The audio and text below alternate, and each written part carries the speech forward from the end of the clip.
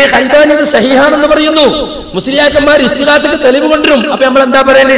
മുസ്ലിയാരെ നമ്മളൊന്നും തർക്കമുള്ള ഇസ്തിഗാസ അതിലില്ല. അത് ഒച്ച കേൾക്കുന്ന ദൂരത്തുള്ള ജിന്ന മലക്കമാണ്. അതല്ല നമ്മളുള്ള തർക്കം. ഇത്ര കാലം നമ്മൾ മറുപടി കൊടുത്തതാണ്. ഇമാം നവവി അദ്ദേഹത്തിന് വാഹനമൃഗം നഷ്ടപ്പെട്ടപ്പോ അദ്ദേഹം ഇങ്ങനെ വിളിച്ചു പറഞ്ഞില്ലേ, നമ്മളെന്താ പറയാ? അതില് ഇസ്തിഗാസല്ല, അത് സാധാരണ വിളിയാണ് എന്നാണ്. ഈ ഒരു മറുപടി തന്നെയാണ് 2009 എടവണ്ണയിൽ വെച്ച് അബ്ദുറഹ്മാൻ സലഫി കുട്ടികൾക്ക് ഒരു ആദർശ വിശദീകരണം നടത്തി. ജാമ്യ എല്ലാരും പിരിവ് വാങ്ങുന്ന സ്ഥാപനമാണെങ്കിലും ആദർശം മൂപ്പരത് മാത്രമാണ്. അവിടെ അബൂബക്കർ സലഫി ഉണ്ട്, അയാൾക്കവിടെ പ്രസംഗിക്കാൻ പാടില്ല. ഷമീർ മദുണ്ട്, അവർക്ക് പ്രസംഗിക്കാൻ പാടില്ല. അവരൊക്കെ പുറത്താക്കി. അയാളെ റാൻമൂളികളെ മാത്രം അവിടെ നിലനിർത്തി. എല്ലാവരും സക്കാത്തും സദഖയും കൊടുക്കണം, കേന്ദ്ര സ്ഥാപനമാണ്. പക്ഷെ ആദർശം ഒരു കോക്കസിന്റെ മാത്രം. ഇപ്പൊ കണ്ടില്ലേ, ഈ മുശ്രിക്കാക്കൽ സമ്മേളനം നടത്തിയവിടെ ജാമ്യയുടെ പരിപാവനമായ ക്യാമ്പസിൽ വെച്ചിട്ടാണ് നടത്തിയത്. സയ്യിദ് ഒരു മുജാഹിദ് പ്രവർത്തകൻ. ഇത് ഇവർ വാടക കൊടുത്തോട്ട് വേറെ സ്ഥലത്ത് മുജാഹിദ് പ്രവർത്തകരെ കുറിച്ച് മുശ്രിക്ക് ആരോപണം നടത്താൻ രാവിലെ 10 മണി മുതൽ രാത്രി 12-1 മണി വരെ. സുഹൃത്തുക്കളെ, 2009 ഇയാൾ ഇതിനെ ന്യായീകരിക്കാണ്. കേൾച്ചോളൂ. അസ്സലാമു അലൈക്കും. വിജനമായ സ്ഥലത്ത് നിന്ന് വിളിച്ചാൽ ജിന്ന് സഹായിക്കും എന്ന് വിശ്വസിക്കുന്നത് ശരിയാണോ? മടവൂരികൾ നമ്മളെ സംബന്ധിച്ച് ആദ്യമൊക്കെ നമ്മൾ മനുഷ്യ കഴിവിനപ്പുറം എന്നാണ് പ്രാർത്ഥനയ്ക്ക് നിർവചനം നൽകിയെങ്കിൽ ഈ ജിന്നിന്റെ വിഷയം വന്നതിന് ശേഷം മനുഷ്യ സൃഷ്ടികൾക്കപ്പുറം എന്ന് പറയുന്നുണ്ട്. ഈ വാദം ശരിയാണോ? അവർ ഉന്നയിക്കുന്നതിന് എന്താണ് മറുപടി പറയുക? ചോദ്യം നല്ല ശ്രദ്ധിച്ചില്ലേ? എന്താ ചോദ്യം? വിജനമായ സ്ഥലത്ത് നിന്ന് വിളിച്ചാൽ ജിന്ന് സഹായിക്കുമോ എന്ന് വിശ്വസിക്കുന്നത് ശരിയാണോ? ഒറ്റ മറുപടി ഉള്ളൂ. ഇന്നത്തെ സലഫിന്റെ പുതിയ തൗഹീദ് അനുസരിച്ച് ശരിയല്ല, അത് ശിർക്കാണ്. എന്നാ മടവൂരികൾ ഇപ്പൊ ഇങ്ങനെ പറയുന്നല്ലോ, മനുഷ്യ കഴിവിന് അതീതം എന്നാണ് പണ്ടൊക്കെ ഇബാദത്തിന് കൊടുത്ത നിർവചനം. ഇപ്പൊ നമ്മൾ ജിന്നിന്റെ വിഷയം വന്നപ്പോ സൃഷ്ടികളുടെ കഴിവിന് അതീതം എന്നാക്കി മാറ്റിയതാണ് എന്ന് പറയുന്നുണ്ടല്ലോ. എന്താണ് അവരോട് മറുപടി കൊടുക്കുക? അദ്ദേഹം പറയുന്നത് കേട്ടോളൂ. നമ്മൾ ഉപയോഗിച്ച ഒരു വാചകവും തിരുത്തേണ്ട ആവശ്യമില്ല. ചില ആളുകൾക്ക് അങ്ങനെ ഒരു തോന്നലാണ്. പണ്ടത്തെ പ്രയോഗങ്ങളെക്കാൾ നല്ല ചില പുതിയ പ്രയോഗങ്ങൾ എന്നുള്ള നിലക്ക് ആരെങ്കിലും ചിലപ്പോൾ ഉപയോഗിച്ചിട്ടുണ്ടാകാം. മനുഷ്യ കഴിവിന് അതീതമായ എന്ന് പറഞ്ഞാൽ അതുകൊണ്ട് ഉദ്ദേശിക്കുന്നത് മനുഷ്യൻ ഒരു സൃഷ്ടിയാണ്. അവർ മനുഷ്യനോട് അവന്റെ കഴിവിന് അതീതമായ കാര്യങ്ങൾ. ഇതുപോലെ ഏതൊരു സൃഷ്ടിയോടും ആ സൃഷ്ടിയുടെ കഴിവിന് അതീതമായ കാര്യങ്ങൾ ആവശ്യപ്പെടുക എന്നതുകൊണ്ടുള്ള വിവക്ഷ കാര്യകാരണ ബന്ധങ്ങൾക്ക് അതീതമായ പ്രാപഞ്ചിക നിയമങ്ങൾക്ക് അതീതമായ കാര്യങ്ങളിൽ അവരോട് സഹായം ആവശ്യപ്പെടുക, പ്രാർത്ഥിക്കുക എന്നതാണ്. അതാണ് ശിർക്ക്. അതാണ് ശിർക്ക്. ഇനി മാറിട്ടോ, കേട്ടോ, പിടിച്ചോളി. ഇത് പണ്ടത്തെ മുജാഹിദായ കാലത്തുള്ളതാ. മനുഷ്യ കഴിവിന് അതീതമായ എന്ന് പറഞ്ഞാൽ സൃഷ്ടികളുടെ കഴിവിന് അതീതമായ എന്നും പറയാം. രണ്ടും ഒന്ന് തന്നെയാണ്. മനുഷ്യന്റെ ഒരു സൃഷ്ടിയാണ്. അപ്പൊ ഒരു സൃഷ്ടിയോട് അതിന്റെ കഴിവിന് അതീതമായ കാര്യം, അപ്പുറത്തുള്ള കാര്യം ചോദിച്ചാൽ അത് ശിർക്കാണ്. ഇപ്പൊ ഇന്നലെ ഉമർ മൗലവിന്റെ ക്ലിപ്പിട്ട് കണ്ട് ഉമർ മൗലവിന്റെ തൗഹീദാ ഞങ്ങളൊക്കെ അനീപ വരുത്താൻ ശ്രമിച്ചത്രേ. അവിടെ യഥാർത്ഥത്തിൽ എന്താ? അവിടെ നമ്മുടെ നാട്ടിലുള്ള ആളുകൾ വിളിച്ചു പ്രാർത്ഥിക്കുന്നത് മരിച്ചുപോയ മഹാന്മാരാണ്, ബദരീകള്, മമ്പർത്തകള്, മൊയ്തീൻ ശൈഖ്. അപ്പൊ അവരുടെ കഴിവിന് അതീതമായ തങ്ങൾ അവരോട് ചോദിക്കുന്നത് എന്ന് വ്യക്താക്കാൻ വേണ്ടി മനുഷ്യ കഴിവിന് അതീതമായ എന്ന് പറയുന്നത്. സൃഷ്ടികളെ കഴിവിന് അതീതമായ എന്നത് നമ്മൾ കണ്ടുപിടിച്ചതല്ല. ഈ ആരിസും കൂട്ടരും ആരിസ് അണങ്കൂറും കൂട്ടും നോട്ടീസ് ഇറക്കിയപ്പോ അബ്ദുൽ ഖാദർ കൊടുത്ത മറുപടിയിൽ 3 ഉദ്ധരണി കൊടുത്തിട്ടുണ്ട്. ഒന്ന് 1944 ഇറക്കിയ കണ്ണൂർ അബ്ദുൽ ഖാദർ മൗലവിന്റെ അത്തൗഹീദ്, 1950കളിൽ പിന്നെ പരപ്പനങ്ങാടിയിൽ വെച്ച് MCC എഴുതി കൊടുത്തത്, അതുപോലെ തന്നെ കൊട്ടപ്പുറം സംവാദത്തിൽ AP പറഞ്ഞത്, അതിലൊക്കെ സൃഷ്ടികളെ കഴിവിന് അതീതമായാന്നാ പറഞ്ഞിട്ടുള്ളത്. അപ്പോ അത് രണ്ടും വ്യത്യാസമല്ല. ബാക്കി കേട്ടോളൂ. അപ്പൊ മുമ്പ് ഉപയോഗിച്ച വാചകങ്ങൾ തിരുത്തേണ്ടതോ അങ്ങനെ തിരുത്തുന്ന ഒരവസ്ഥയോ നമ്മളെ സംബന്ധിച്ചിടത്തോളം അല്ല. നമ്മളൊക്കെ എപ്പോഴും ആ പണ്ട് പറഞ്ഞ അതന്നെ പറയാറുള്ളത്. അതിങ്ങനെ ആരെങ്കിലും എഴുതുമ്പോൾ മാറിപ്പോയിട്ടുണ്ടെങ്കിൽ അതിന്റെ പിന്നാലെ ചില ആളുകൾ ഇത്തരം സംശയങ്ങളും ചോദ്യങ്ങളുമായിട്ട് കൂടുന്നു എന്ന് മാത്രമേ ഉള്ളൂ. അപ്പൊ നമുക്കത് തിരുത്തേണ്ട ഒരാവശ്യമല്ല.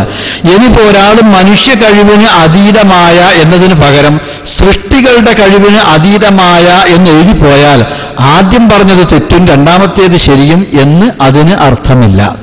ഇതുകൊണ്ട് രണ്ടും പരസ്പര വൈരുദ്ധ്യങ്ങൾ ഉണ്ടാകുന്നുമില്ല എന്നതാണ്. രണ്ടും പരസ്പര വൈരുദ്ധ്യമല്ല. ഇവര് പറഞ്ഞെന്താ അറിയോ? സൃഷ്ടികളെ കഴിവിന് അതീതം എന്നത് ജിന്ന് വിഷയം വന്നപ്പോ നമ്മൾ ഉണ്ടാക്കിയതാണ് ചേറൂർ കൂട്ടുകളെ പ്രചരിപ്പിച്ചു. പഠിച്ചു വെച്ചോ നേതാവ് പറയണത്.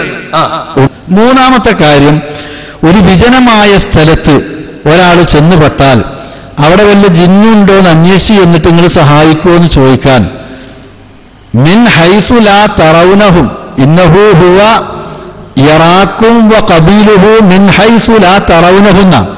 നിങ്ങൾ നോക്കിയാൽ കാണൂലല്ലോ.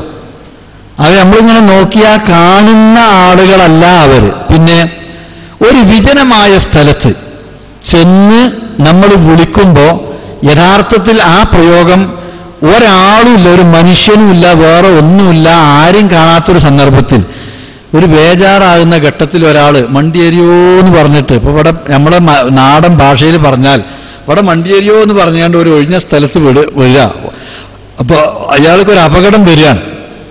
ആ സന്ദർഭത്തിൽ ഇങ്ങനെ വിളിച്ചാൽ അത് മലക്കിനെയാണ്, ഔലിയാക്കന്മാരെയാണ്, മരിച്ചോലെയാണ്, ജിന്നിനെയാണ്, ഷെയ്ത്താനെയാണ്, കുടുംബക്കാരെയാണ്, വാപ്പാനെയാണ്, ഉമ്മാനെയാണ്, ഇങ്ങനെ പലതും പലർക്കും വിചാരിക്കാം. ഈ വിളിച്ച ആളോ ആരാണ് എൻ്റെ വിളി കേൾക്കുന്നതും എന്നെ സഹായിക്കാൻ കഴിയുന്നതുമായിട്ടുള്ളത്, അവരെ സഹായം എനിക്ക് കിട്ടട്ടെ എന്ന് നേർക്ക് നേരെ അതിന് അർത്ഥമുള്ളൂ. സഹായം മനുഷ്യന് മലക്കുകളിൽ നിന്ന് സഹായം കിട്ടുന്നുണ്ട്. ഹഫലത്തിന്റെ സഹായം മനുഷ്യന് കിട്ടുന്നുണ്ട്. അത് ഹഫലത്തിനെ വിളിച്ചങ്ങാണ്ട് എന്നെ സഹായിക്കുമോ എന്ന് പറഞ്ഞ് വിളിച്ച് പ്രാർത്ഥിക്കും, സഹായം ചോദിക്കും ചെയ്തിട്ടല്ല അത് കിട്ടുന്നത്. അതേപോലെ തന്നെ ഈ ജിന്ന് വർഗത്തിൽപ്പെട്ട ആളുകളോട് അന്നഹൂക്കാന റിജാലും മിനൽ ഇൻസി യഊദൂന ബിരിജാലിൻ മിനൽ ജിന്നി, ആ പറഞ്ഞ രീതിയിലേക്ക് പോകാനൊട്ട് പാടില്ല. മനുഷ്യന്മാരെ കൂട്ടത്തിൽപ്പെട്ട ചില ആളുകൾ ജിന്നുകളോട് അഭയം തേടാറുണ്ടായിരുന്നു, രക്ഷ തേടാറുണ്ടായിരുന്നു. ഫസാദൂഹും റഹഖ, അത് ഖുർആൻ എടുത്ത് വിമർശിച്ച് പറഞ്ഞിട്ടുള്ള കാര്യമാണ്. അത് ചെയ്യാനും പാടില്ല. എന്നാൽ ഈ വിളിക്കുന്നത് ഇത് വല്ല ജിന്നുണ്ടെങ്കിൽ ആ ജിന്ന് സഹായിക്കട്ടെ എന്നുള്ള നിലയ്ക്ക് ജിന്നിനോടാണ് അങ്ങനെ നിയ്യത്ത് വെക്കാനൊക്കെ ആർക്കെങ്കിലും ഒഴിവുണ്ടാകുമോ? ഇങ്ങനെ ഒഴിഞ്ഞ സ്ഥലത്ത് ഇങ്ങനെ പേടിയാണ് നേരത്ത് ജിന്നിനെ നിയ്യത്ത് വെച്ചിട്ട് ജിന്നിന്റെ സഹായം കിട്ടാൻ. അപ്പൊ അതൊക്കെ കുറച്ച് അതിശയോക്തിപരമായ പ്രയോഗങ്ങളും വ്യാഖ്യാനങ്ങളുമാണ്. ആ വിഷയത്തിൽ തന്നെ വന്ന ചില സ്ഖലിതങ്ങൾ ലേഖനത്തിൽ വന്നത് ആ ലേഖകൻ തന്നെ എഴുതിയ പ്രസിദ്ധീകരണത്തിൽ പിന്നീട് തിരുത്തിയിട്ടുമുണ്ട്. തിരുത്തിയിട്ടില്ല എന്നാണ് ആര് പറഞ്ഞത്? അനസ് പറഞ്ഞത് തിരുത്തല്ല. എന്താ അത് ഞാൻ ചോദിക്കണത്, 2007 എഴുതിയിട്ട് 2008 തിരുത്തുക എന്നല്ലാതെ 2006 തിരുത്താൻ പറ്റുമോ? ഇതൊന്ന് എഴുതി കിട്ടണ്ടേ? ഇനി അങ്ങനെ തിരുത്താണെങ്കിലുള്ള അവസ്ഥയാണ്. തിരുത്തുകയാണെങ്കിലുള്ള അവസ്ഥ 2008 അല്ലാതെ 2007 അല്ലാതെ 2007 എഴുതി 2008 അല്ലാതെ 2006 തിരുത്താൻ പറ്റും തിരുത്താണെങ്കിൽ. പക്ഷെ ഇത് തിരുത്തല്ല, ഇത് തിരുത്തല്ല, പക്ഷെ ഇത് തിരുത്തല്ല, ഇത് തിരുത്തല്ല. ഇത് അവിടെ നിൽക്ക്, തിരുത്തല്ല. തിരുത്താൻ ആരാ പറഞ്ഞത്? ഇവിടെ ഒരു തിരുത്തും വന്നില്ല. ഏതാ വിശ്വസിക്കുക? ലേഖനത്തിൽ വന്നത് ആ പ്രസിദ്ധീകരണത്തിൽ തിരുത്തിയിട്ടുണ്ട്. തിരുത്തല്ല എന്ന് ആര് പറഞ്ഞു? 8 മാസം മുമ്പ് അനസ് പറഞ്ഞു. ഇതാണ് നുണ പറഞ്ഞാലുള്ള കുഴപ്പം. പിന്നെ അങ്ങനെ ജിന്നൊക്കെ ഇപ്പൊ അങ്ങനെ നെയ്യത്ത് വെച്ച് വിളിക്കാനൊക്കെ ഇപ്പൊ കയ്യോ, അതൊക്കെ കുറച്ച് അതിശയോക്തിയാണ്. ഇപ്പൊ മൂപ്പര് പറഞ്ഞെന്താ, ഇത് മഞ്ചേരി ഈ ക്ലിപ്പ് ഇട്ടപ്പോ ബുസ്താനിലൂടെ പോയിട്ട് കയ്പമംഗലത്തെ മറുപടി, അവിടെ എന്റെ വിളി കേൾക്കുന്ന ആരെങ്കിലും എന്ന് പറഞ്ഞാൽ ഞാൻ ഉദ്ദേശിച്ചത് മനുഷ്യർ ആരെങ്കിലും എന്നാണ്, ജിന്നും മലക്കും ഉദ്ദേശിച്ചിട്ടില്ല എന്ന് മൂപ്പര് 5 കൊല്ലം കഴിഞ്ഞ് പറയാ. അല്ല 9, 4, 3 കൊല്ലം കഴിഞ്ഞു. 2009 പറഞ്ഞതാ. ഈ 3 കൊല്ലം ആരോടെങ്കിലും പറഞ്ഞത്? പറഞ്ഞിട്ടില്ല. പിന്നെ മൂപ്പര് ഇവിടെ വെച്ച് വേറെ നമ്പർ ഇറക്കി. എന്താ അറിയോ? ഇത് കുട്ടികൾക്ക് വേണ്ടി നടത്തിയൊരു ക്ലാസ് ആണ്, ഇത് CD പുറത്തു വിടാൻ ഉദ്ദേശിച്ചതല്ല. അപ്പൊ കുട്ടികളോട് പറയുമ്പോ ഒന്നും, നാട്ടുകാരോട് പറയുമ്പോ വേറൊന്നാ. എന്താ ഇതിന്റെ അർത്ഥം? വാസ്തവം എന്താ? ഇയാൾ സംവാദം മൾട്ടിമീഡിയക്കാരെ വിളിച്ച് റെക്കോർഡ് ചെയ്യിച്ചതാ, ഇറക്കാൻ പറഞ്ഞതാ. അവര് പറഞ്ഞാണ് ഞങ്ങളെ മുഖ്യശത്രു ഇറക്കിയിട്ട് തന്നെ ആകെ മാനം കെടിഞ്ഞത് ഇറക്കൂല. പിന്നെ ഞങ്ങളൊക്കെ ഓരോ കോപ്പി വാങ്ങി വെച്ചു, ആവശ്യം വരുമല്ലോ, ഇങ്ങനെ മാറുന്ന കൂട്ടരല്ലേ, അങ്ങനെ കിട്ടിയതാത്. അപ്പൊ കുട്ടികൾക്ക് വേണ്ടി ഇറക്കിയതാണ് CD. ഇറക്കാൻ തീരുമാനിച്ചിട്ടില്ല എന്ന് ഇവിടെ നിന്ന് ന്യായം പറയാം. പിന്നെ ചോദ്യത്തിന് 1/2 മിനിറ്റ് വരെ മറുപടി അല്ലേ? എന്താ ചോദ്യം? വിജനമായ സ്ഥലത്ത് വിളിച്ചാൽ ജിന്ന് സഹായിക്കുമെന്ന് വിശ്വസിക്കാമോ എന്നാ കുട്ടിന്റെ ചോദ്യം. വിളിക്കാൻ സഹായിക്കൂല, ജിന്നാന്ന് വിശ്വസിച്ചാ വിളി ശിർക്കാണ്. ഖലാസ്. ഞാൻ അന്ന് തന്നെ ശിർക്കാന്ന് പറഞ്ഞോ? ശിർക്കാന്ന് പറഞ്ഞോ? പറഞ്ഞില്ലല്ലോ. എന്നിട്ട് ഇങ്ങനെ വേണ്ടാത്ത വിശദീകരണം, ഉമ്മയാണ്, ബാപ്പയാണ്, താത്തയാണ്, ഉമ്മാമയാണ്. എന്താ ഇതിന്റെ ആവശ്യം? ആരാന്നാണ് പറഞ്ഞാൽ പോലെ. ജിന്നും മലക്കും ഉദ്ദേശിച്ച ശിർക്കാണ്. മനുഷ്യർ ഉദ്ദേശിച്ചുകൊണ്ട് അങ്ങനെ വിളിക്കാം. പിന്നെ പേടിയാകുന്ന ഘട്ടം, ബേജാറാകുന്ന ഘട്ടം, അത് പ്രാർത്ഥന ആക്കാനുള്ള തട്ടിപ്പാ. അതൊന്നും അതിലില്ല. മാത്രമല്ല ഇവിടെ ഹദീസ് ചോദിച്ചിട്ടില്ല. കുട്ടി യായിബാദുള്ള അയ്യൂനി ചോദിച്ചോ? ചോദിച്ചില്ല. ചോദിക്കാതെ തന്നെ ഹദീസിന്റെ തത്വം ആര് പറഞ്ഞു? ഇതന്നെ അബ്ദുൽ ജബ്ബാർ ഊനി ചെയ്തത്. ഞാൻ ഹദീസ് പറഞ്ഞിട്ടില്ല, ഹദീസ് പറയാതെ ഹദീസിലെ തത്വം പറഞ്ഞു. അതന്നെ ഇപ്പൊ സലഫീൻ ചെയ്തത്. എന്നിട്ട് സുഹൃത്തുക്കളെ ഇപ്പൊ ഞമ്മക്കാ കുറ്റം. ഹദീസും പിടിച്ച് നടക്കാണ്, ഹദീസിന്റെ വ്യാഖ്യാനം. ഒന്ന് കേൾപ്പിച്ചെടുക്കി. ജാമ്യയിൽ വരാം രാത്രി 12:30. മരുഭൂമി ചെന്നുപെട്ട ഒരു ജിന്നിനോട് ചോദിക്കാനുള്ള ഒരു കള്ള ഹദീസും പിടിച്ച് കള്ളത്തരം പറഞ്ഞ് മുവഹിദുകളെ ശിർക്കിലേക്ക് കൊണ്ടുപോവുകയാണോ? ഇതാണോ ഹദീസ് പണ്ഡിതന്മാരുടെ പണി? ഏത് ഹദീസാണോ നീ ഓതിയത്? ആരാണോ നിനക്ക് ഹദീസ് പഠിപ്പിച്ചു തന്നത്? മരുഭൂമിയിൽ പോയ ജിന്നിനോട് ചോദിക്കണമെന്ന് എവനാണോ നിന്നെ പഠിപ്പിച്ചത്? ആരാ നിനക്ക് ഹദീസ് പഠിപ്പിച്ചത്? ആ മുഹദ്ദിസിനെ കൊണ്ടുവാ ഇങ്ങോട്ട്. ധൈര്യമുണ്ടെങ്കിൽ കൊണ്ടുവാ ഇങ്ങോട്ട്. ഹദീസ് പഠിപ്പിച്ചു തരാ. ഹദീസ് പണ്ഡിതന്മാരല്ലാത്ത ഞങ്ങളുടെ മുന്നിലേക്ക് വാ. നമ്മളെ സംസ്ഥാന സെക്രട്ടറി നമ്മളെ ആളാ. ഇവിടെ വന്നിട്ട് എന്തോരം നല്ലൊട്ടിയേക്കണ്. കാസർഗോഡ് വന്നിട്ട് പല കോലമുണ്ട്. രാത്രി 12:30 മുജാഹിദുകളെ മുശ്രിക്കാക്കാൻ വേണ്ടി കൂടിയ മീറ്റിംഗിൽ മുജാഹിദുകളുടെ സദഖയും സകാത്തും കൊണ്ട് നടക്കുന്ന ജാമിയയുടെ പരിപാവനമായ ക്യാമ്പസിൽ അർദ്ധരാത്രി പാതിരാക്കുറുക്കൻ ഓരിയിടുന്ന നേരത്ത് നിന്ന് കൂവുകയാണ്. കണ്ടുവാടാ മുഹദ്ദിസ്, ആരാടാ പറഞ്ഞെന്ന്? ആരാ ഇന്നപ്പോ പറയുന്നത്? മുഹദ്ദിസ്. ഞാൻ ഹദീസ് പണ്ഡിതൻ ഞാൻ പറഞ്ഞിട്ടില്ല. ആരും അങ്ങനെ പറയാനും പാടില്ല. ഞാനത് പ്രോത്സാഹിപ്പിക്കാറുള്ള, ആരെങ്കിലും പറഞ്ഞാൽ തിരുത്താറുണ്ട്. ഞാൻ ഹദീസ് പഠിക്കുന്ന ചെറിയൊരു വിദ്യാർത്ഥി മാത്രമാണ്. കൊണ്ടുപാടാൻ എന്തിനാണ്? സലാസുല്ലമീനെ മുഹദ്ദിസായിട്ട് മറവിലും കൊണ്ടുവരുന്ന മാതിരി ആ പൈമക്ക് വെച്ചെത്താൻ വേണ്ടിയാണ് ഇന്നെ അങ്ങനെ ആക്കുന്നത്. നമുക്ക് തിരിയും. മനസ്സിലായില്ലേ? യഥാർത്ഥത്തിൽ ഇന്ന ആരാ പഠിപ്പിച്ചെന്നറിയോ? അതിപ്പോ നിങ്ങൾക്ക് കാണാൻ പോവാണ്. ഒരു ചോദ്യം ഒരാൾ ചോദിച്ചു. ആ ചോദ്യത്തിന് കേൾപ്പിച്ചു മോനെ. എൻ്റെ പേര് അബ്ദുറഹ്മാൻ, തിരുവനന്തപുരം സ്വദേശിയാണ്. എനിക്ക് 2 ചോദ്യങ്ങളാണ് ചോദിക്കാനുള്ളത്. അത് മറ്റ് 2 പേരുടെ ചോദ്യങ്ങളാണ്. ധൈര്യമുണ്ടെങ്കിൽ ഈ സദസ്സിൽ ചോദിക്കാൻ ധൈര്യമുണ്ടോ എന്ന് ചോദിക്കുകയും എന്നാൽ ഇവിടെ വരാൻ ധൈര്യം കാണിക്കാതിരിക്കുകയും ചെയ്ത 2 പേരുടെ 2 ചോദ്യങ്ങളാണ്. അതായത് ഇപ്പോ സലഫി സൂചിപ്പിച്ചതുപോലെ ഷിർക്കിന്റെ ഒരുപാട് വശങ്ങൾ പറയുകയുണ്ടായി. അള്ളാഹുവിനോട് മാത്രമേ പ്രാർത്ഥിക്കാൻ പാടുള്ളൂ എന്നും, എന്നാൽ ആ പ്രാർത്ഥന നേർച്ച മറ്റുള്ളവരോട് അർപ്പിക്കാൻ പാടില്ല എന്നും, അത് മുഹമ്മദ് നബി സല്ലല്ലാഹു അലൈഹി വസല്ലം ആണ് ചെയ്തതെങ്കിൽ പോലും അത് അള്ളാഹു ഒരിക്കലും പൊറുക്കില്ല എങ്കിൽ KNM അല്ലെങ്കിൽ മുജാഹിദ് പ്രസ്ഥാനം തന്നെ അത് ചെയ്യുകയാണെങ്കിൽ അള്ളാഹു ഒരിക്കലും പൊറുക്കില്ലല്ലോ. വിഷയം പറയാൻ കാരണം, വിജനമായ സ്ഥലത്ത് വെച്ച് ആരെങ്കിലും ഒരാൾ അള്ളാഹുവിന്റെ അടിമകളെ, അത് ജിന്നാകട്ടെ മലക്കാകട്ടെ ആരും ആയിക്കോട്ടെ, എന്നെ സഹായിക്കൂ എന്ന് വിളിച്ച് പ്രാർത്ഥിച്ചാൽ അത് ശിർക്കാകുകയില്ല എന്ന് മുജാഹിദിന്റെ നേതാവ് ഇബ്നു കസീർ തന്റെ തഫ്സീറിൽ വിവരിച്ചു എന്നും, മാത്രമല്ല അത് ഇബ്നു കസീർ അല്ലേ എന്ന് പറഞ്ഞ് തള്ളാൻ കഴിയില്ല, ഇസ്ലാഹിൽ തന്നെ അത് പരാമർശിച്ചിട്ടുണ്ട് എന്നും അദ്ദേഹം സൂചിപ്പിക്കുകയുണ്ടായി. സത്യത്തിൽ ഇതിന്റെ എന്താണ് അടിസ്ഥാനം? ഇതിൽ ശിർക്കുണ്ടോ? എന്താണ് ഇതുകൊണ്ട് ഉദ്ദേശിക്കുന്നത്? അപ്പോ അബ്ദുറഹ്മാൻ തിരുവനന്തപുരം എപ്പോഴും നമ്മുടെ പ്രവർത്തന രംഗത്തുള്ള ഒരാളാണ്. അദ്ദേഹത്തിന്റെ ചോദ്യം ഇതാണ്. ഇവിടെ വരാന്ന് പറഞ്ഞിട്ട് ധൈര്യം കാണിക്കാത്ത ചില ആളുകളുണ്ട്. അവരെ കൂടെ ചോദ്യം ചോദിക്കാണ്. വിജനമായ സ്ഥലത്ത് വെച്ചിട്ട് അള്ളാഹുവിന്റെ അടിമകളെ, യാ ഇബാദല്ലാഹ്, ജിന്നാകട്ടെ മലക്കാകട്ടെ എന്നെ സഹായിക്കൂ അയ്നൂനി എന്ന് വിളിച്ച് പ്രാർത്ഥിച്ചാൽ അത് ശിർക്കാവുകയില്ല എന്ന് ഇബ്നു കസീർ പറഞ്ഞിട്ടുണ്ടെന്നും ഇസ്ലാഹി ഭാഷയിൽ അത് വന്നിട്ടുണ്ടെന്ന് പറയുന്നുണ്ടല്ലോ. അപ്പൊ ഇതിൽ ശിർക്കുണ്ടോ? അയാൾ പ്രാർത്ഥിച്ചാൽ എന്നാ പറഞ്ഞത്. പ്രാർത്ഥിച്ചാൽ ഇങ്ങനെ പ്രാർത്ഥന ചോദ്യകർത്താവ് വിവരമില്ലല്ലോ, അയാൾ ചോദിക്കാറ്. അപ്പൊ ഇനി ശിർക്കുണ്ടോ എന്നാ ചോദ്യം. അപ്പൊ ഈ കള്ള ഹദീസ് ആരാണ് എന്നെ പഠിപ്പിച്ച മുഹദ്ദിസ്? നിങ്ങൾ കണ്ടില്ലല്ലോ. ആ കണ്ടോളി, ആ മുഹദ്ദിസ് ഇപ്പൊ വരും.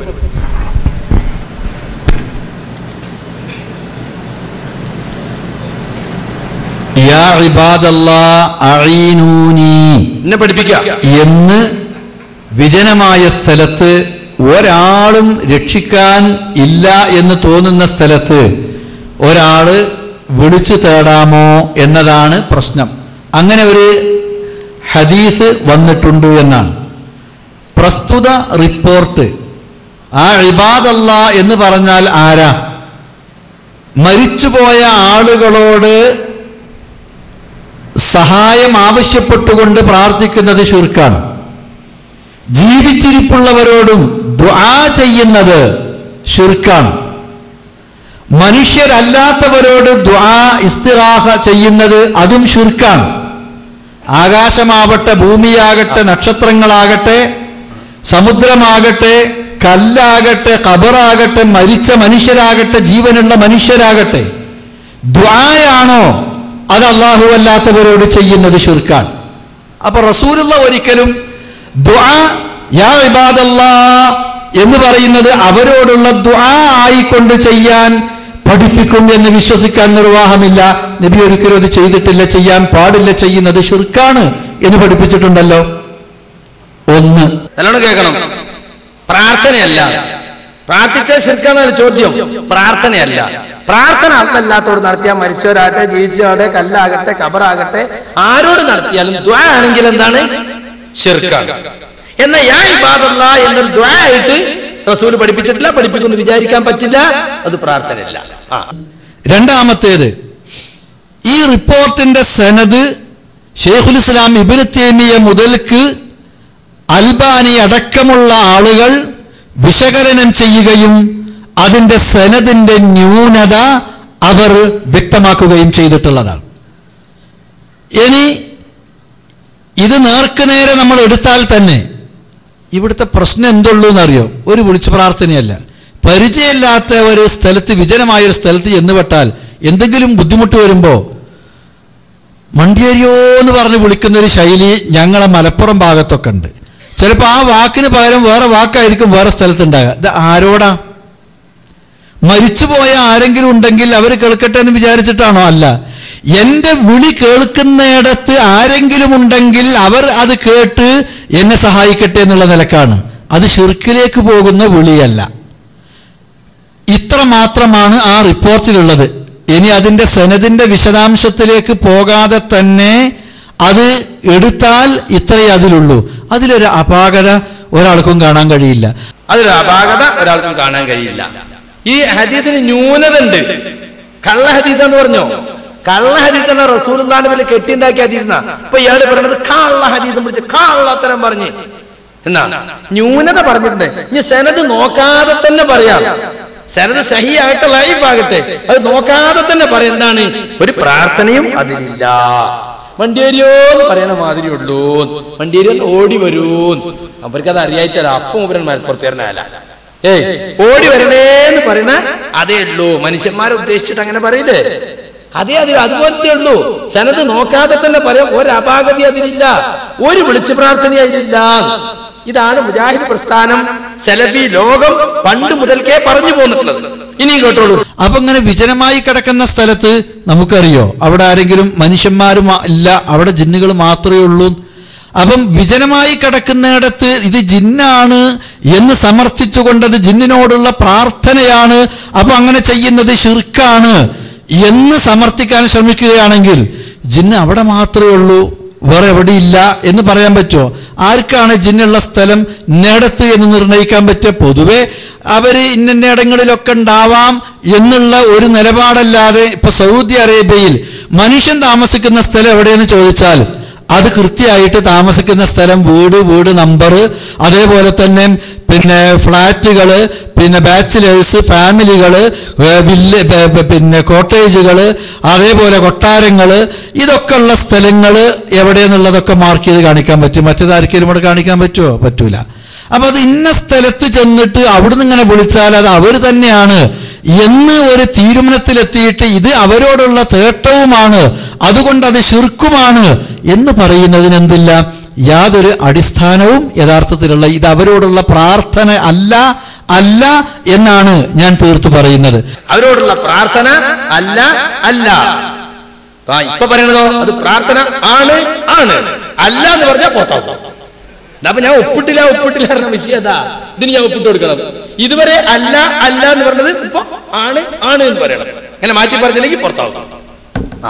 പിന്നെ ഇവിടെ ഇബാദല്ലാഹ് എന്ന് പറഞ്ഞാൽ അത് ഈ ഒരു വിഭാഗം മാത്രമാണ് എന്ന് പരിമിതപ്പെടുത്താൻ ഒരു റിപ്പോർട്ട് അങ്ങനെ വന്നിട്ടുണ്ട് എന്നുള്ളത് ഒഴിച്ചാൽ വേറെ ഇബാദല്ലാഹ് എന്ന് പറഞ്ഞ പദപ്രയോഗം അള്ളാന്റെ അടിമകളെ എന്ന് പറഞ്ഞാൽ അത് ഇവർ മാത്രമാണ് എന്ന് ഉദ്ദേശിച്ചുകൊണ്ട് പരിമിതപ്പെടുത്താൻ കഴിയില്ല എന്നാണ്. മലായികത്താണ് എന്ന് വന്ന റിപ്പോർട്ടുകളുണ്ട്, ജിന്നും അതിൽ ഉൾപ്പെടും എന്ന റിപ്പോർട്ടുകളുണ്ട്. അറിയാത്ത മനുഷ്യന്മാരെ ഉദ്ദേശിച്ചുകൊണ്ടും യാ ഇബാദല്ലാഹ് എന്ന് വിളിക്കാം എന്നതിലും പക്ഷാന്തരം ഇല്ല എന്നർത്ഥം.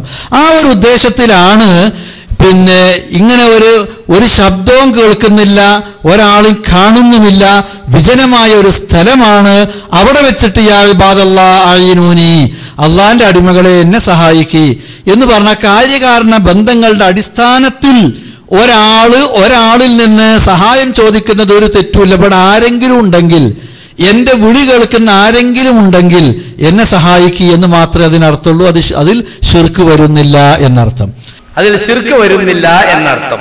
ഇപ്പോൾ അതിൽ ശിർക്ക് വരുന്നുണ്ട് എന്ന് പറയണം, അല്ലെങ്കിൽ പുറത്താക്കും. അതാണ് ഞാൻ ഉപ്പിടാത്തത്. എന്താ സക്കരിയാസലായിക്ക് ശിർക്കാണെന്ന് പറഞ്ഞു, ഉപ്പിട്ട് കൊടുത്തോളൂ. ശിർക്ക് തന്നെ അല്ലേ ഇപ്പൊ? ശിർക്കില്ല, പ്രാർത്ഥന ഇല്ല, എത്രോട്ടം പറഞ്ഞു. എന്താ അന്ന് മൂപ്പർക്ക് ഒപ്പിട്ട് പറഞ്ഞു? അത് മുജാഹിദ് പ്രസ്ഥാനത്തിന്റെ ആദർശ കൂട്ടരെ. ശിർക്കല്ലാത്തൊരു സഹായം ചോദിക്കലുണ്ട്. അതാ ഇവിടെ ശിർക്കല്ല എന്ന് പറയുന്നത്. ശിർക്കായിനെ പറ്റിയല്ല. മുയ്യദ്ദീൻ ശൈഖേ രക്ഷിക്കണേ, ബദരീങ്ങളെ കാക്കണേ എന്നതുപോലെ ജിന്നെ കാക്കണേ എന്ന് പറഞ്ഞ ശിർക്കാണ്. മുജാഹിദുകൾക്കിടയിൽ തർക്കല്ല. അതേ സമയത്ത് അങ്ങനത്തെ അല്ലാത്തൊരു സഹായം ചോദിക്കലുണ്ട്. ആ ചോദിക്കലാണ് ഈ പറയുന്നത്. അതിന് ശിർക്ക് വരുന്നില്ല. മൂപ്പരെന്നെ പറഞ്ഞു ജിന്നു പെടും, അല്ലേ, മലക്ക് പെടും, അങ്ങനെ റിപ്പോർട്ട് ഉണ്ട്. ജിന്നാന്ന് മാത്രം പറഞ്ഞ റിപ്പോർട്ട് ഉണ്ട്. അങ്ങനെ റിപ്പോർട്ടിന് നമ്മളാരും കണ്ടിട്ടില്ല അഹ്ലു സുന്നത്തിന്റെ കിതാബിലൊന്നും. കണ്ടോ? അപ്പൊ ജിന്ന് എന്നുള്ള റിപ്പോർട്ട് ഉണ്ട്, മലക്ക് എന്നുള്ള റിപ്പോർട്ട് ഉണ്ട്. പിന്നെ കാണാത്ത മനുഷ്യർ, അത് കുബൂരികൾക്ക് രേണി വെച്ചു കൊടുക്കല. കാണാത്ത മനുഷ്യർക്കും അത് പറയാം. ഇപ്പൊ വിജനം എന്ന് പറഞ്ഞാൽ ജനമില്ലാത്തത് എന്നാണ്. ഇപ്പൊ മൂപ്പര് പറഞ്ഞ അങ്ങനെ ജനമില്ലാത്തില്ല, പൊതുവെ ജനമില്ലാത്തതെന്ന അർത്ഥം. കേവിപ്പോ കോഴിക്കോട് പറഞ്ഞു അള്ളാന്റെ റസൂല് ബദർ യുദ്ധത്തിന് പോയപ്പോ വിജനല്ലേ, മരുഭൂമിയല്ലേ, എന്നിട്ട് വിളിച്ചോ, ജിന്നിനെ വിളിച്ചോ. വിജനെ 313 ആളുണ്ടാകുമ്പോ വിജനാവോ? എന്ത് പോയത്താ. അതിന് വരെ SLRC-കാരുണ്ടല്ലോ. ഇവിടുത്തെ SLRC-കാരെ പറ്റി അല്ലട്ടോ ഞാൻ പറഞ്ഞത്. ഞാൻ അങ്ങനെ തെറ്റിദ്ധരിക്കണ്ട. അപ്പൊ ഈ ഇങ്ങനെ പൊട്ടത്തരങ്ങൾ വിളിച്ചു വരാം. അപ്പൊ നമ്മള് വിജനമായ മരുഭൂമി ചെന്ന അപ്പൊ വിളിക്കേണ്ടത് ജിന്നിനാണ് നമ്മൾ പ്രചരിപ്പിക്കുന്നത്, ഇപ്പൊ വരുത്തി തീർക്കുന്നത്. ഇപ്പൊ ഈ പറഞ്ഞത് എന്താ? ജിന്നാണ്, മലക്കാണെന്നൊക്കെ റിപ്പോർട്ടുണ്ട്. അപ്പൊ അവരാരെങ്കിലും കേൾക്കട്ടെ എന്ന് വിചാരിച്ച് പറഞ്ഞാൽ അത് ശിർക്ക് വരുന്നില്ല, അത് പ്രാർത്ഥന വരുന്നില്ല, അത് അവരോടുള്ള പ്രാർത്ഥന അല്ല എന്ന് ഞാൻ തീർത്തു പറയുന്നു. അതിപ്പോ മാറ്റിയിട്ട് ആണ് എന്ന് പറയണം, അല്ലെങ്കിൽ പുറത്താക്കും. അങ്ങനെ ആദർശം മാറ്റണം. ആർക്കും അവിടെ വ്യതിയാനം ഉണ്ടായത്? എന്നിട്ട് ഇപ്പോ അനസ് മുസ്ലിയാര് നിങ്ങളുള്ള നാവ് കൊണ്ട് ന്യായീകരിച്ച് എന്താ പറഞ്ഞത്? നമ്മളിപ്പോ കടവത്ത് ചെന്നിട്ട്, കടത്തുണ്ടാവുമല്ലോ, പുഴക്കുള്ള കടത്ത്, 12 മണിയൊക്കെ ചെന്നിട്ട് കടത്തേന്ന് കിട്ടില്ല എന്ന് വിളിക്കും. അപ്പൊ ഉദ്ദേശിക്കുന്നത് ആരെ? ജിന്നികൾ തോണി കൊണ്ട് വരുത്തേനാ? അല്ല, മനുഷ്യരാണ്. അതുപോലെ തന്നെയാണ്. അപ്പൊ മനുഷ്യരെ ഉദ്ദേശിച്ച് യാ ഇബാദല്ലാഹ് എന്ന് വിളിച്ചാൽ ശിർക്കാവില്ല. യാ ഇബാദല്ലാഹ് എന്ന് ആടെ പറഞ്ഞ ശിർക്കാ നിങ്ങൾ പറ, മനുഷ്യർ ജിന്നോ മലക്കോ ഉദ്ദേശിച്ചാൽ ശിർക്കാവുന്നാണ് ഞങ്ങൾ പറയുന്നത്. അത് പണ്ടും അങ്ങനെ പറഞ്ഞത്, ഇപ്പോഴും അങ്ങനെ പറഞ്ഞു. അല്ല, പണ്ട് നിങ്ങളത് പറഞ്ഞിട്ടില്ല. ഒരൊറ്റ മുഹദ്ദിസും അവിടെ മനുഷ്യർ മാത്രമാണ് ഉദ്ദേശം, ജിന്നു മലക്ക് ഉദ്ദേശം. ഇപ്പൊ അബ്ദുറഹ്മാൻ സൽഫി എന്താ പറഞ്ഞത്? ജിന്നാന്ന് റിപ്പോർട്ടുണ്ട്, മലക്കാന്ന് റിപ്പോർട്ടുണ്ട്, ഈ വിഭാഗം മാത്രം പരിമിതപ്പെടുത്താൻ പറ്റൂല എന്നൊക്കെ പറഞ്ഞു. പിന്നെ ഇസ്ലാഹിൽ വന്നത് 8 മാസം കഴിഞ്ഞിട്ടും ഞാൻ തിരുത്തിയില്ല നിന്റെ പേരിൽ കുറ്റപത്രം. ഇസ്ലാഹിനെ പറ്റി മൂപ്പര് പറഞ്ഞു കേട്ടോളി. പിന്നെ ആ പറഞ്ഞ കൂട്ടത്തിൽ ഇബ്നു കസീറിൽ മാത്രമല്ല അൽ ഇസ്ലാഹിലും എഴുതിയിട്ടുണ്ട് എന്നൊക്കെ പറഞ്ഞു. അൽ ഇസ്ലാഹിൽ എഴുതിയിട്ടുണ്ടെങ്കിൽ അൽ ഇസ്ലാഹിലെ പദപ്രയോഗത്തിൽ വന്നിട്ടുള്ള തെറ്റ് അൽ ഇസ്ലാഹിൽ അത് എഴുതിയിട്ടുള്ള വ്യക്തി തിരുത്തിയത് അതിന്റെ ശേഷമുള്ള ലക്കത്തിൽ രേഖപ്പെടുത്തിയിട്ടുമുണ്ട്. അതും കൂടിയാണ് വായിച്ചാൽ അൽ ഇസ്ലാഹിലും ഉണ്ട് എന്നുള്ള പ്രശ്നം അവിടെ അവസാനിക്കും. ആ ലേഖനം എഴുതിയ ആള് തന്നെ അതിനെ തിരുത്തും എഴുതിയിട്ടുണ്ട് എന്നർത്ഥം. അപ്പൊ അൽ ഇസ്ലാഹിൽ ശിർക്കില്ല. അന്ന് ഉണ്ടോ? 2009 ശിർക്കില്ല. ഇപ്പൊ ശിർക്കുണ്ട് എന്നാ പറയുന്നത്. എന്നിട്ടോ 2007 തന്നെ ഞങ്ങൾക്ക് ബോധ്യിക്കണ്, ഞങ്ങൾ തിരുത്താൻ പോയിക്കണ്. എന്നിട്ട് പിന്നെ ഞങ്ങൾ ന്യായീകരിച്ചതോ? ഇസ്ലാഹില എഴുതിയത് ശിർക്കാണ്. ഞാൻ പോയിട്ട് അയാളോട് തിരുത്താൻ പറഞ്ഞു, അയാൾ തയ്യാറായിട്ടില്ല. ഇനിയും തിരുത്തില്ലെങ്കിൽ അയാളെ പുറത്താക്കുന്നല്ല പറയണ്ടേ? എന്താ പറയുന്നത്? അദ്ദേഹം വന്ന് ജമിയത്തിന്റെ ഫത്വ ബോർഡ് മെമ്പറാണ്, ദഅവാ സമിതി മെമ്പറാണ്, ജാമിയ സലഫിയയിൽ അഫ്ളൽ ഉലമ കഴിഞ്ഞ കുട്ടികൾക്കുള്ള ദഅവാ കോഴ്സിൽ അധ്യാപകനാണ്. അന്നും എന്തേ ഒഴിവാക്കാൻ? അപ്പൊ അൽ ഇസ്ലാഹിൽ ശിർക്ക് ഉണ്ടായിരുന്നില്ല 2009. മനസ്സിലായിട്ടും പിന്നെ 2 കൊല്ലം ന്യായീകരിച്ചതാ. തെറ്റ് വന്നത് ലേഖകൻ തന്നെ തിരുത്തി. ലേഖകൻ തിരുത്തിയിട്ടില്ല, വേറെ തിരുത്തിയത്. അതെന്നെ തിരുത്തല്ല എന്ന് ആര് പറഞ്ഞത്? പാക വൈരുദ്ധ്യം. ഇതാണ് നമ്മൾ പറഞ്ഞത്. ഇനി ഒന്നുകൂടി ക്ലിയർ ആകാൻ മുമ്പ് രാജരാബീവിന്റെ സംഭവം പറയാം. ഇനി ഒന്നുകൂടി ഞാൻ പിന്നെ ഈ കാര്യം ക്ലിയർ ആകാൻ വേണ്ടി പറയാം. ഹാജറ, ബുഖാരി ഉദ്ധരിച്ച ഹദീസ. ഹാജറ ബീവി ഇങ്ങനെ ഇസ്മായിൽ വെള്ളത്തിന് കരഞ്ഞുകൊണ്ടിരിക്കുമ്പോൾ ഉള്ള വെള്ളം തീർന്നിട്ട് വെള്ളം തേടി പോവുക. അങ്ങോട്ടൊന്ന് ഓടി സൊഫന്റെ മുകളിൽ, അവിടെ ഒന്നും കാണുന്നില്ല. അവിടുന്ന് ഇറങ്ങി നേരെ മറുവന്റെ അടുക്കലേക്ക്. അവിടെ ചെന്ന് നോക്കി, അവിടെയില്ല. ചുറ്റുഭാഗം നോക്കി, ആരും കാണുന്നില്ല. കുട്ടിൻ്റെ അടുക്കലേക്ക് ഒന്ന് വരും, പിന്നെ അങ്ങോട്ടോടും, പിന്നെ ഇങ്ങോട്ടോടും. ആരെങ്കിലും ഉണ്ടോ, ആരെങ്കിലും വരുന്നുണ്ടോ, ഒന്നും കാണുന്നില്ല. പെട്ടെന്നൊരു ശബ്ദം കേട്ടു. ആ ശബ്ദം കേട്ടപ്പോ ഹാജറ പറഞ്ഞു, അഹിസ് അഹിസ് ഇൻ കാന ഇൻദക ഖൈർ. ആ ശബ്ദത്തിനോടായിട്ടാണ്, നിന്റെ അടുക്കൽ വല്ല ഖൈറും ഉണ്ടെങ്കിൽ ലേശം വെള്ളം തന്ന് ഇന്നൊന്ന് സഹായിക്കണം, ഈ കുട്ടി ദാഹിച്ച് പരവശനായി കിടക്കുകയാണ് എന്ന്. പിന്നെ ആ ശബ്ദത്തിന്റെ നേരെ തിരിഞ്ഞു നോക്കുമ്പോ മലക്ക് ജിബ്രീൽ അതാ കുതിന്റെ കുളമ്പ കാലടി വന്നിടത്ത് അവിടുന്ന് പിന്നെ വെള്ളം വരുന്നു, ഉറവ വരുന്നു. അപ്പൊ ജിബ്രീലിനോട് വിളിച്ച് പ്രാർത്ഥിക്കാൻ തെളിവായിട്ട് ഇതെടുക്കാമോ? എന്നാൽ ഇതിന് മഹാത്മാക്കളോട് വിളിച്ച് പ്രാർത്ഥിക്കാൻ തെളിവ് കണ്ടോ? അഹിസ് അവിടെ ഉദ്ദേശിച്ചത് ആരെയാ? അഹിസ് എന്ന് പറഞ്ഞാൽ മരിച്ചുപോയ മഹാത്മാക്കളെ ആയിരിക്കുമല്ലോ എന്ന് പറഞ്ഞിട്ട് യാഥാസ്ഥികരായ ചില പണ്ഡിതന്മാർ ഇതും തെളിവിന് ഉദ്ധരിക്കാൻ ശ്രമിക്കാറുണ്ട്. അപ്പൊ അവിടെ ഹാജറയുടെ അഹിസ് എന്നത് ആരെങ്കിലും ആവാം, ആരാണെങ്കിലും ശരി, എനിക്ക് ഇവിടുന്ന് വെള്ളം കിട്ടണം, അല്ലെങ്കിൽ പിന്നെ അങ്ങോട്ടും ഇങ്ങോട്ടും ഓടി ആ ശബ്ദത്തിന്റെ നേരെ അവിടുന്ന് തിരിഞ്ഞിട്ടൊന്നും പറയേണ്ടതില്ലല്ലോ. ഇവിടെ തന്നെ ഇരുന്നിട്ട് മരിച്ചവരോട് ചോദിക്കാനാണെങ്കിൽ ചോദിച്ചാൽ മതിയല്ലോ. പിന്നെ ജിന്നിന്റെ സഹായം കിട്ടാൻ ഒരു ഒഴിഞ്ഞ സ്ഥലത്ത് മാത്രമേ ജിന്നിന്റെ സഹായം കിട്ടുള്ളൂ എന്നാണോ സഹായം കിട്ടുമെന്ന് പറയുന്ന ആളുകളുടെ വിശ്വാസം? അതിനും അർത്ഥമില്ലാത്തതാണ്. അപ്പൊ ആ റിപ്പോർട്ട് യഥാർത്ഥത്തിൽ മരിച്ചുപോയ മഹാത്മാക്കളോട് സഹായം തേടുന്നതിനുള്ള തെളിവല്ല. മരിച്ചുപോയ ആളുകളോടോ ജീവിച്ചിരിപ്പുള്ള ആളുകളോടോ കാര്യകാരണ ബന്ധങ്ങൾക്ക് അതീതമായ ഗുണം പ്രതീക്ഷിച്ചുകൊണ്ടോ ദോഷബാധയെ ഭയന്നുകൊണ്ടോ എന്തെങ്കിലും ആവശ്യപ്പെടുന്ന, പ്രാർത്ഥിക്കുന്ന, സഹായം തേടുന്ന അതാണ് ശിർക്ക്. അത് ഇതിൽ വരുന്നില്ല എന്നർത്ഥം. അത് ഇതിൽ വരുന്നില്ല, ഇതിൽ പ്രാർത്ഥന വരുന്നില്ല. ഹാജറ ബീവി സംഭവം വരെ ഉദ്ധരിച്ചു. ഇപ്പൊ പറയുന്നെന്താ? കണ്ണ് കാണാത്തവരോട് സഹായം ചോദിച്ചൊക്കെ ശിർക്കാണ്. അവർ കണ്ണ് കാണാത്ത ആള് ഇന്നൊന്ന് സഹായിക്കുമെന്ന് പറഞ്ഞാൽ അയാൾ മുശ്രിക്കായി. കാരണം കണ്ണ് കാണില്ലല്ലോ. കണ്ണ് കാണാത്തവർ എന്ത് ചോദിച്ചാലും ശിർക്കാണ്. ഇപ്പോ നോക്കണങ്ങള് എവിടെ എത്തി? ഇത് ശിർക്കല്ല, ഇതിൽ ശിർക്ക് വരുന്നില്ല, പ്രാർത്ഥന വരുന്നില്ല എന്ന് പറഞ്ഞത് ഇപ്പൊ മാറ്റിയിട്ട് ഞാൻ ഒപ്പിട്ട് കൊടുക്കണം. ശിർക്കാണ്. എന്താ അത്രമാ സെൽഫി കൂടി തീരുമാനിച്ചെന്ന് ഇങ്ങനെ വോട്ടിനിട്ട് തീരുമാനിക്കണം ശിർക്കും തൗഹീദും? പിന്നെ എന്താ ജമാഅത്തോട് നമ്മൾ തമ്മിൽ വ്യത്യാസം? ജമാഅത്തെ ഇസ്ലാമിക്കാർ ഒരുപാട് കാലം ശിർക്ക് ശിർക്ക് ശിർക്ക് എന്നു. വോട്ടുകൾ ശിർക്ക്, കോടതി പോലെ ശിർക്ക്, സ്ഥാനാർത്ഥിയാൽ ശിർക്ക്. പിന്നെ അടിയന്തരാവസ്ഥ കാലത്ത് ജയിലിൽ കിടന്ന് മൂട്ടകടി കൊണ്ടപ്പോ തിരുത്തി അല്ലേ? എന്നിട്ട് ഇങ്ങനെ ഓരോന്ന് തൗഹീദാകാൻ തുടങ്ങി. ശിർക്കല്ല ശിർക്കല്ല ശിർക്കല്ല. എന്തിനാണ് ഇവിടെ ശിർക്കായത് ശിർക്കല്ലാന്നും ശിർക്കല്ലാത്ത ശിർക്കാണെന്നും പറഞ്ഞത്?